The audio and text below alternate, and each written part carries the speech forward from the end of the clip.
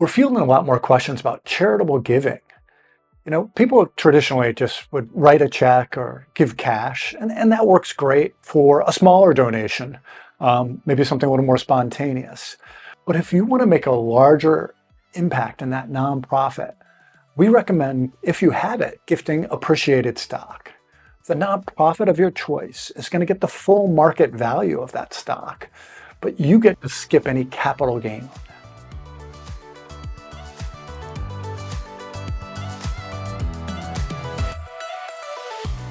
And gifting appreciated stock is a great thing to do if you have what's called a donor advised fund.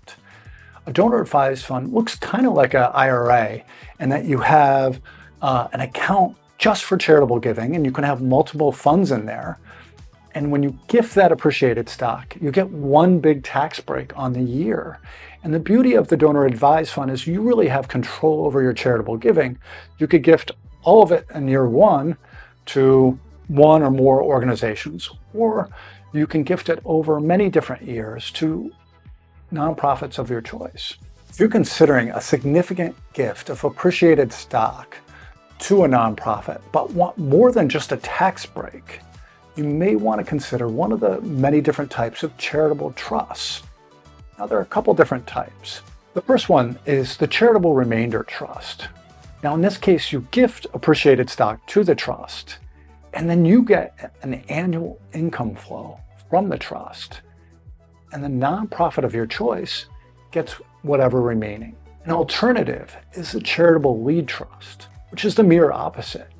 In this case, you gift appreciated stock to the trust. The nonprofit of your choice gets income flow every year from that gift, and your heirs get whatever is remaining.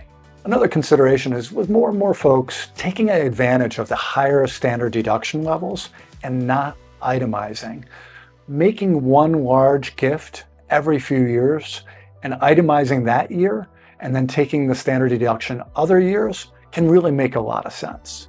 Another great charitable strategy for folks who are at least age 70 and a half is what's called the Qualified Charitable Distribution, QCD. Now, this is something in the tax code that allows you to gift to your favorite charity directly from your IRA. And the charitable organization is going to get the full value of that distribution, and you skip all the ordinary income that you would be taxed on it coming out. Now, it's available once you turn age 70 and a half. And if you're of required minimum distribution age, the time when you have to take money out of your IRA, it counts towards that too.